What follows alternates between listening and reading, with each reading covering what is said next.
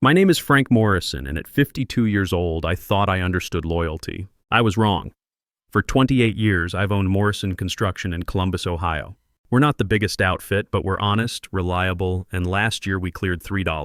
$2 million with 18 guys who've been with me an average of 12 years each. I built this from nothing. Started with a pickup truck, a toolbox, and a $5,000 loan from my father in 1996. Helen and I married young. We lived above her parents' garage, dreaming of the house we'd build and the family we'd raise. Those dreams came true, or so I thought. We built our custom home on 5 acres in 2003, had Danny in 2003 and Sarah in 2005. For 3 decades, I've been the provider, the problem solver, the rock everyone depended on. When Helen's mother needed a new roof, I did it free. When my brother lost his job in 2008, I created a position for him. When the kids needed college money, I refinanced everything. I never asked for gratitude. Family takes care of family. That's how I was raised. But last month, everything I believed about loyalty came crashing down in a way that would make any man question what he'd worked for. If you've ever trusted the wrong people or given everything to family that didn't appreciate it, you'll understand why what happened next was absolutely necessary. The signs had been building for months, but I was too busy keeping everyone else's life together to notice mine falling apart. From the outside, we looked like the American dream. Helen and I should have been celebrating our 25th anniversary this year. 2 successful kids, a thriving business, living in our custom-built home that showcased everything Morrison Construction could do. Danny, 21, was finishing junior year at Ohio State studying business management. The plan was always for him to join the company after graduation, maybe take over when I stepped back. He was smart, charismatic, had natural leadership I never quite possessed. Sarah, 19, was at Miami University studying marketing. She'd always been Daddy's little girl, sitting on my lap during Sunday football, helping organize tools in the garage when she was small. Helen managed Morrison Construction's office 3 days a week, invoicing, scheduling, client communications. She was excellent at it. Organized, professional, clients loved her warmth. Her other 2 days were spent volunteering at the animal shelter and maintaining what everyone called the most beautiful garden in our neighborhood. We were the family others looked up to. The Morrisons had it figured out. But success breeds entitlement, especially in people who didn't sacrifice to build it. The first warning came last Christmas. We'd always done Christmas big, Helen insisted. Extended family gathered at our place, her parents, my brother Tom's family, her sister Janet with husband and 3 kids. Usually chaos in the best way. But last Christmas felt different. Danny and Sarah spent most of the day on phones, barely participating. When I asked Danny about spring semester plans, he shrugged. "We'll see, Dad.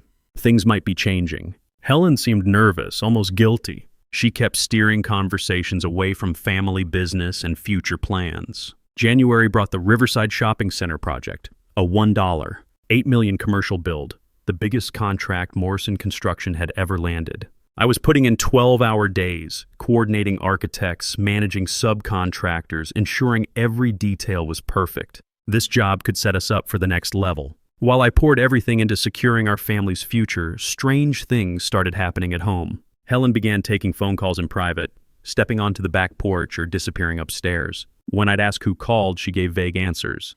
Just Janet or someone from the shelter. But Janet lived in Phoenix, and these calls happened at 10 p.m. our time, midnight in Arizona. Danny came home for spring break in March, but instead of our usual relaxed week of small projects around the property, he seemed agitated, distant. He spent most of his time locked in his room on video calls with people I didn't recognize, arguing about timing and fair shares. "Who was that?" I asked after overhearing one heated conversation. "Just study group stuff, Dad. Nothing important." Sarah was worse. She'd always called twice weekly from college, updating me on classes, friends, plans. Suddenly the calls stopped. When I'd call her, she sounded rushed, distracted. "Everything okay, sweetheart?" "Yeah, Dad, everything's fine. Just really busy with school stuff. Can we talk later?" Later never came. In April, I noticed an unusual withdrawal from our joint checking account, $7,500 in cash taken by Helen while I was on site. When I confronted Helen about the $7,500 withdrawal, she had a ready explanation.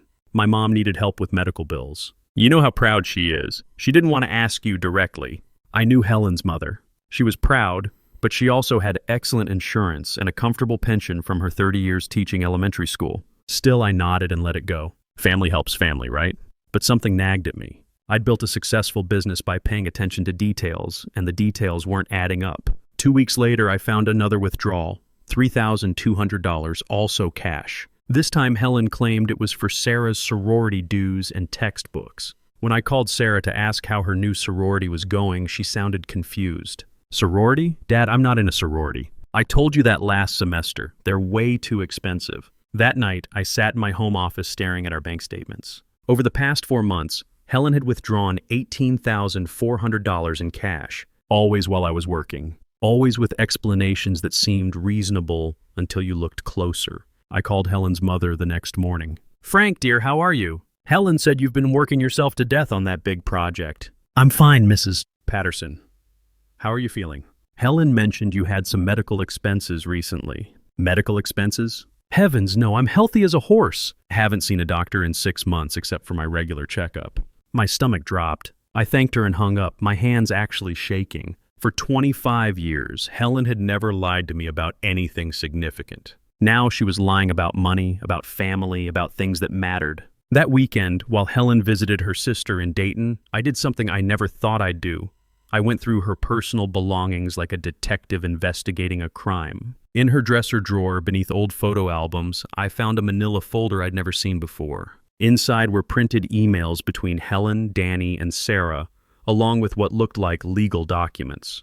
The emails made my blood run cold. "Dad's so focused on work, he has no idea what we're planning," Danny had written to his mother and sister. "The lawyer says we need to be patient, but I'm tired of waiting for my inheritance." Sarah's response was even worse. "I know, but we have to be smart about this. Dad built something valuable, and we deserve our fair share now, not when we're 50. Helen's reply chilled me to the bone. "Your father has always been selfish with money. He thinks because he built the business, he gets to control everything. It's time he learned that family decisions should be made by the whole family."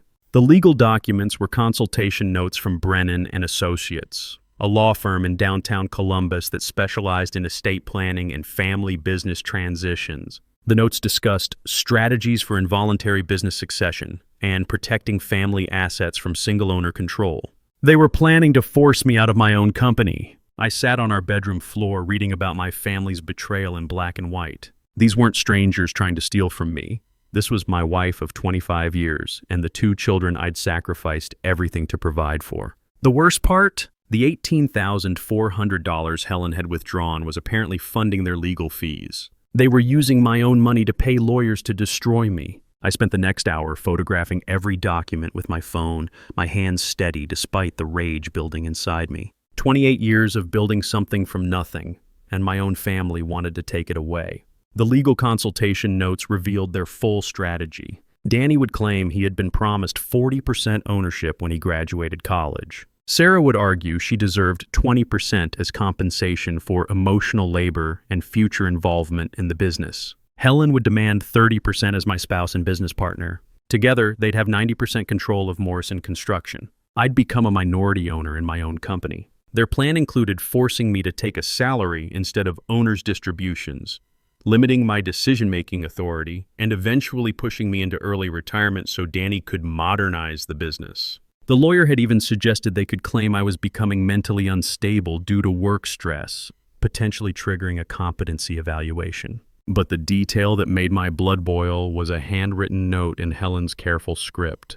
"Frank has always been too controlling. He needs to learn that he can't just give us allowances from our family money anymore." Our family money? The money I'd earned working 70-hour weeks, bidding jobs at 5 a.m., dealing with difficult clients and weather delays. The money I'd reinvested in better equipment, reliable employees, and building a reputation that took decades to establish.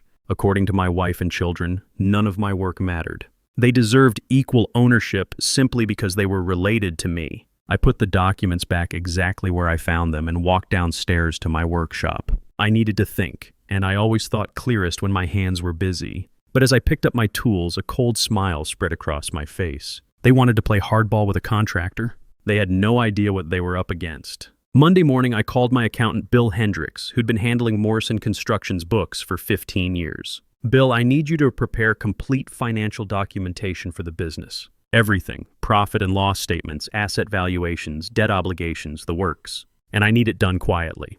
"Planning something big, Frank?" "You could say that. Also, I want to restructure some things. Can you recommend a good estate planning attorney? Someone who specializes in protecting family businesses? Bill gave me the name of Margaret Wells at Peterson Wells and Associates. I called her immediately and scheduled a meeting for that afternoon. Meanwhile, I acted completely normal at home. When Helen returned from Dayton, I asked about her sister, listened to her stories about the grandkids, even helped her plant new roses in the garden. "You seem relaxed," she said, studying my face as we worked in the dirt together.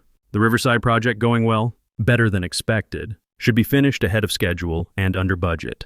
She smiled, but I caught something calculating in her eyes. Probably thinking about how much more money that would mean for their legal fund. That afternoon, Margaret Wells reviewed the documents Bill had prepared. Morrison Construction was worth approximately $2.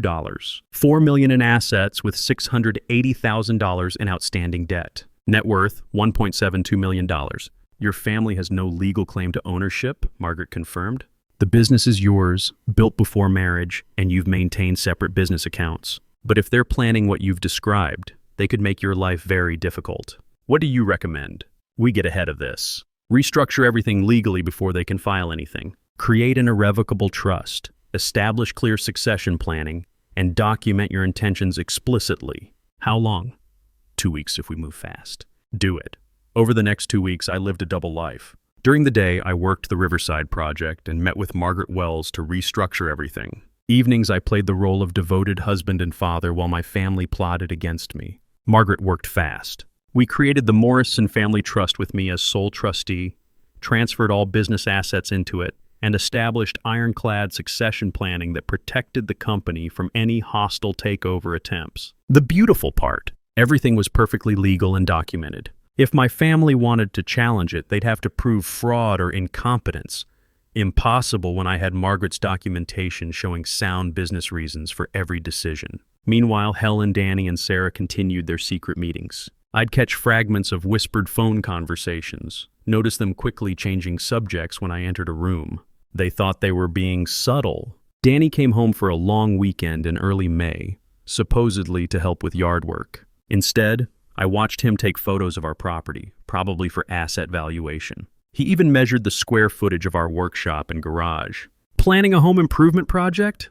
I asked, catching him with a tape measure near the barn. "Just curious about the property size," he said, flustered. "For a class project about real estate development." Sarah called more frequently now, but always with questions about the business. "How many employees did we have? What was our annual revenue?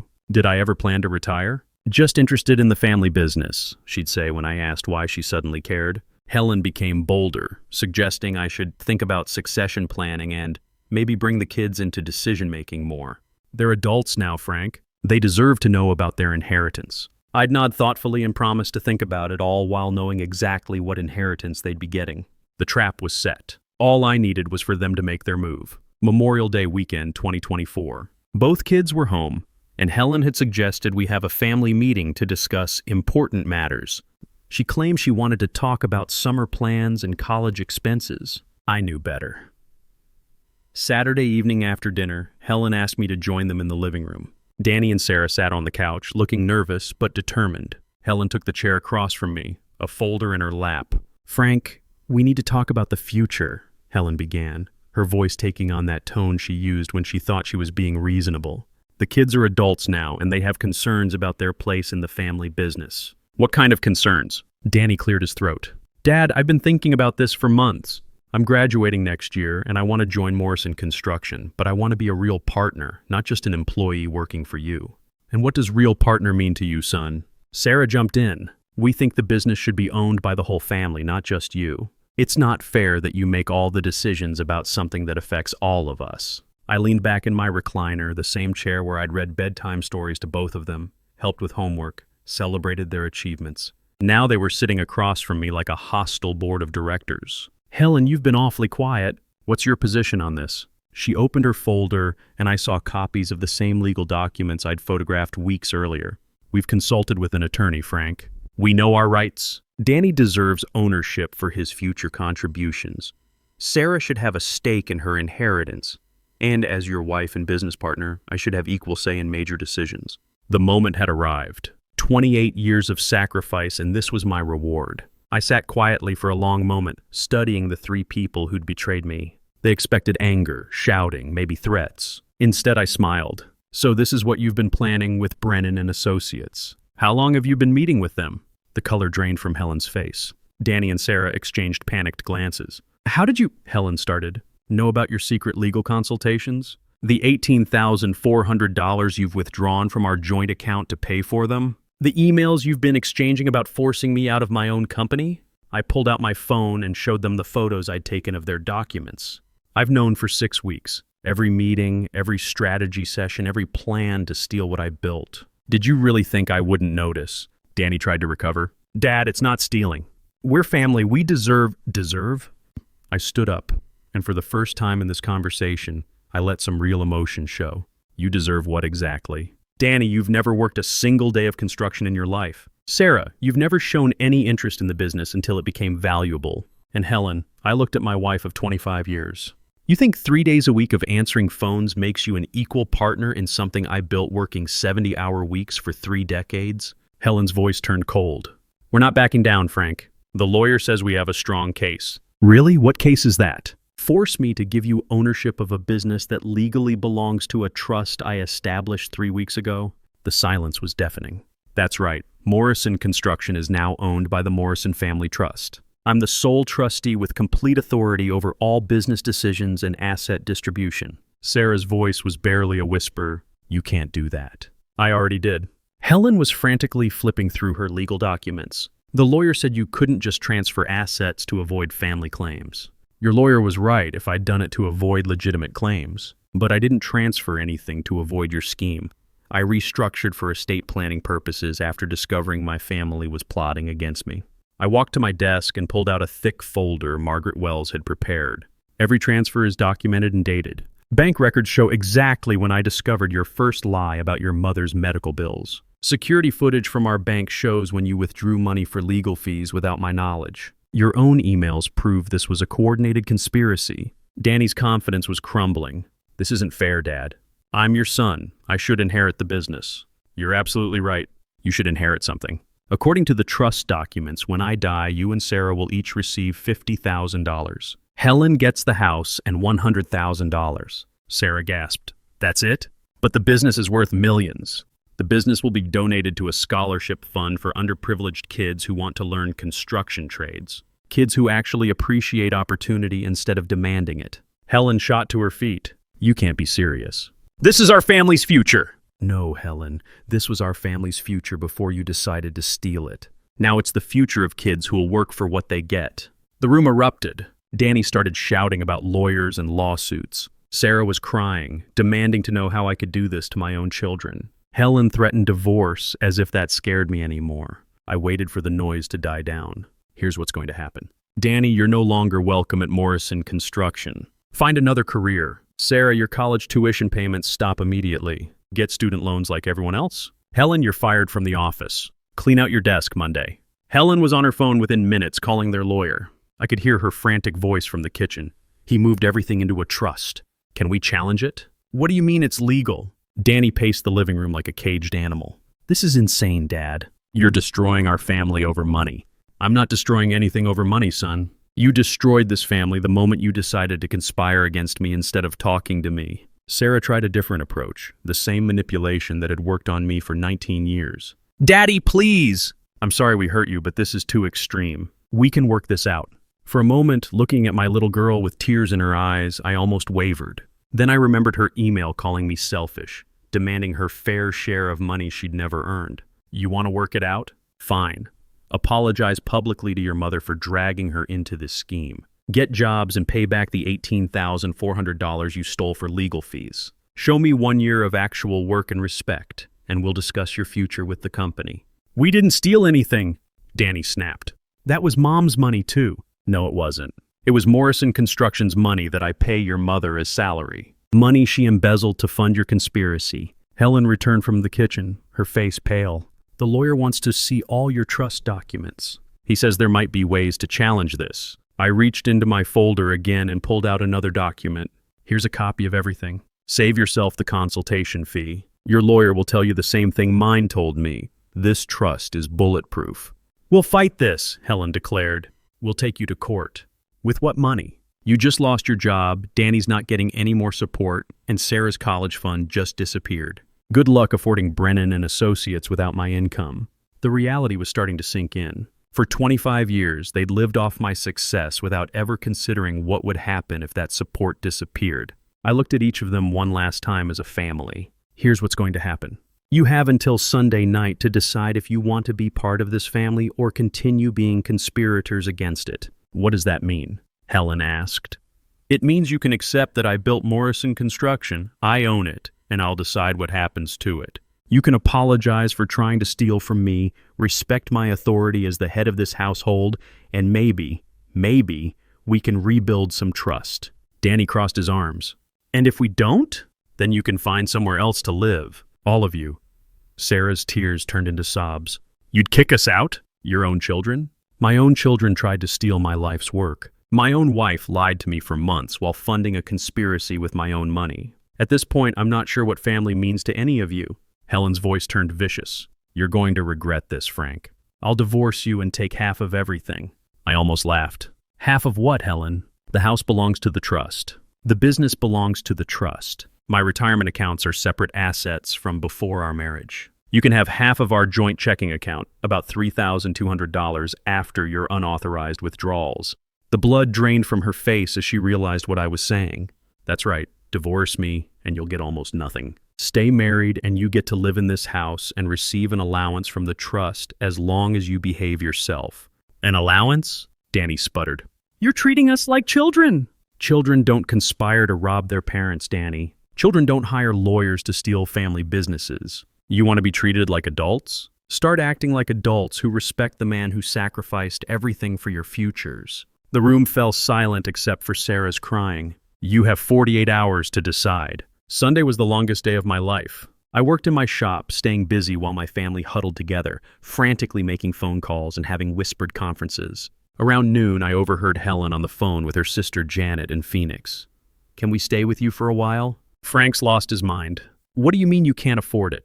Janet, this is an emergency! Apparently, being the generous brother-in-law who'd helped Janet's family through multiple financial crises over the years didn't buy much loyalty when the money stopped flowing. Danny called several friends trying to arrange somewhere to stay. I heard him explain to someone, my dad's being totally unreasonable about the family business. No, I can't just get my own place. I don't have any money saved.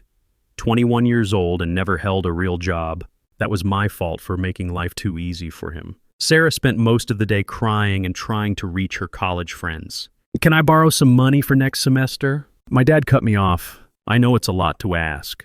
By evening, the reality was sinking in. Helen found me in the garage, her face drawn and exhausted. Frank, please. Can we talk, just you and me? I set down my tools and looked at the woman I'd loved for 25 years. Go ahead. The lawyer says you're right. The trust is legal and we don't have grounds to challenge it. He wants $10,000 up front to even try, and he can't promise anything. Sounds about right. The kids are scared, Frank. They made a mistake, but they're still our children. Our children who are planning to have me declared mentally incompetent if the ownership grab didn't work. I saw that in the lawyer's notes too, Helen. She looked away, unable to deny it. So what's it going to be? Are you ready to be my wife again, or should I call a divorce attorney tomorrow? Sunday night at 11:47 p.m., Helen knocked on my bedroom door. I'd been sleeping in the guest room since our confrontation. Frank, can I come in? She looked like she'd aged 5 years in 2 days. We surrender, all of us. We're sorry, and we want to stay. Sorry for what specifically? She took a shaky breath. Sorry for conspiring against you. Sorry for lying about the money. Sorry for not appreciating everything you've sacrificed for this family. And the kids? They're downstairs. They want to apologize too. I followed her to the living room where Danny and Sarah sat looking like condemned prisoners. Gone was the entitled arrogance from Friday night. Danny spoke first. Dad, I was wrong. I let Mom convince me that we deserved part of the business without earning it. I'm sorry for being ungrateful. Sarah's voice was barely a whisper. I'm sorry for calling you selfish, Daddy. You've given us everything and we threw it back in your face. I studied their faces, looking for sincerity. So what changed your minds? The fact that you can't afford to leave or genuine remorse? Helen answered honestly. Both.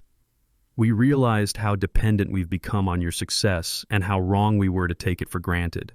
Fair enough. Here are the new rules. Danny, you'll work construction this summer for minimum wage. If you prove yourself for 1 full year, we'll discuss your future with the company. Sarah, you'll get a part-time job and pay for your own expenses. I'll cover tuition only. And me? Helen asked. You can have your office job back, but at $15 an hour like any other employee. No more access to business accounts.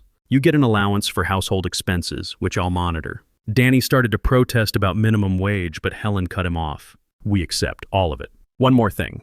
Any future attempts to undermine my authority, any lies about money, any conspiracy meetings, and you're all out permanently. Understood? They nodded like chastened children. The first month was tough for everyone. Danny started working construction at 6 a.m., learning what it meant to earn money with his hands. The first week, he came home exhausted and sunburned, complaining about everything from the heat to the heavy lifting. This is brutal, Dad. How did you do this for 30 years? Because I had to. Because I had a family to support and bills to pay. You'll get used to it. By the third week, something changed. Danny stopped complaining and started asking questions about the work. Real questions about technique and efficiency and customer satisfaction. For the first time in his life, he was genuinely learning something difficult. Sarah took a job at a local restaurant, working evenings and weekends. The first time she had to deal with a rude customer, she called me crying. Daddy, this lady screamed at me because her order was wrong, and it wasn't even my fault. Welcome to the real world, sweetheart. People aren't always nice when they're paying for service. She learned to handle difficult customers, manage her tips, and budget her money. Skills I should have taught her years ago. Helen was the most humbled by the changes. Going from being Mrs. Morrison, the boss's wife, to just another hourly employee was a shock to her system. She had to ask permission for time off, follow the same rules as everyone else, and earn her paycheck like any other worker. The most important change was in our family conversations. No more entitled demands for money. No more assumption that Dad would fix every problem. When Sarah's car needed repairs, she asked if I could recommend a mechanic she could afford, not demanding I pay for it. When Danny wanted new work boots, he saved up his own money instead of expecting me to buy them. Slowly, something I'd thought was lost forever began to return: respect. 3 months into the new arrangement, Danny approached me after work one evening. His hands were calloused now, his shoulders broader from the physical labor. Dad, can I ask you something? How do you decide which jobs to bid on? I've been watching you turn down work that seems profitable. It was the first time he'd asked about the business side instead of complaining about the physical demands. Show me the jobs you're talking about. We spent an hour going through recent bid requests. Danny had good instincts about obvious red flags. Clients who wanted unrealistic timelines, projects with unclear specifications, customers who seemed to be shopping purely on price. You're learning, I told him. The most expensive jobs are the ones you take from the wrong clients. Can you teach me more about this stuff? It was the first time in years my son had asked me to teach him anything. Sarah was changing too. When her roommate's parents offered to pay for a spring break trip to Cancun, Sarah politely declined. I can't afford it, and I'm not comfortable letting someone else pay for my vacation, she told me later. It doesn't feel right anymore. She was learning the value of things when she had to earn them herself. Helen's transformation was the most profound. Working as a regular employee instead of the boss's wife had stripped away her sense of entitlement. She started appreciating the other employees differently, understanding their challenges instead of looking down on them. One evening she found me in my office reviewing payroll. Frank, can I say something? Of course. I never understood before. How much pressure you were under, how many people depended on your decisions. I'm sorry I tried to take that away from you.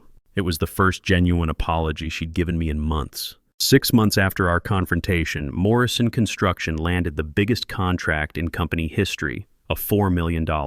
2 million mixed-use development downtown. The profit margin would be substantial, enough to significantly improve everyone's financial situation. This was the test I'd been waiting for. The old Danny would have immediately started calculating his fair share. The old Sarah would have begun planning expensive purchases. The old Helen would have started making suggestions about how to spend money that wasn't hers. Instead, Danny approached me with genuine concern. Dad, this is a huge project. Do we have enough crew to handle it without compromising quality on our other jobs? What do you think? I think we should hire 2 more experienced guys and maybe promote Tommy Rodriguez to crew chief on the smaller residential projects. He's ready for more responsibility. I was impressed. He was thinking about the business operationally, not just financially. Sarah's reaction was even more surprising. When Helen mentioned the big contract at dinner, Sarah asked, "Will this help Dad hire more people?" I know he's been worried about keeping good workers. No demands for spending money. No assumptions about increased allowances, just concern for the business that supported our family. Helen's response was the most telling. Frank, I know this is a big opportunity, but also a big risk. Is there anything I can do to help make sure we handle it properly? She was offering to support my decisions instead of trying to influence them. That night I called Margaret Wells. I want to modify the trust documents. Second thoughts about the family provisions? Yes, they've earned a second chance. I restructured the trust to include meaningful inheritance provisions for all three of them. Not ownership of the business, but substantial financial security if they continued to respect the family hierarchy and work ethic. They'd proven they could change. Now I could afford to show some mercy. Thanksgiving 2024 was different from any holiday we'd had in years. For the first time in months, we felt like a real family again. Danny had been promoted to assistant crew chief after proving himself over the summer. Sarah was maintaining a 3.8 GPA while working 20 hours a week. Helen had become one of our most reliable employees. After dinner, I asked them to join me in the living room. A year ago, you tried to take something you hadn't earned. Today, I want to give you something you have earned.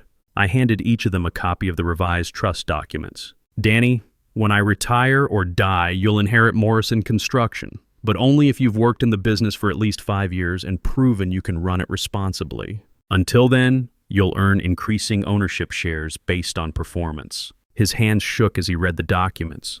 Dad, I don't know what to say. Say you'll continue to earn it every day. Sarah, you'll inherit our investment portfolio and the vacation property in Michigan. Not because you're my daughter, but because you've learned the value of hard work and financial responsibility. Tears streamed down her face. Thank you, Daddy. I promise I won't let you down. Helen, you'll receive the house and a substantial trust fund, enough to live comfortably for the rest of your life. But only if you remain the wife and partner you've become this year. Helen couldn't speak. She just nodded through her tears. Here's what you need to understand. 6 months ago, you were planning to steal from me. Today, you're inheriting more than you ever would have gotten through your conspiracy, because you earned it through respect and hard work. Danny spoke for all of them. We understand, Dad. We know how badly we screwed up, and we know how generous you're being now. The difference is, now you've proven you deserve it. As I write this, it's been 18 months since my family tried to steal my life's work. Morrison Construction just completed the downtown development project ahead of schedule and under budget. Danny is now a full crew chief, earning his promotion through competence, not family connections. Sarah graduated summa cum laude and is considering a master's degree, paying her own way. Helen and I renewed our wedding vows last month, not because we had to, but because we wanted to. We're building something stronger than what we had before. People ask me if I regret being so harsh with my family. The answer is no. The best thing I ever did for my children was refuse to reward their entitlement and force them to earn what they wanted. Danny told me recently, Dad, I understand now why you were so angry. We were trying to take something we never could have built ourselves. Now that I know how hard this business really is, I'm grateful you didn't let us destroy it. Sarah echoes the same sentiment. I'm a better person because you made me work for things. I appreciate everything more when I earn it myself. The revenge I planned was to cut them out completely, to punish them for their betrayal by taking away their futures.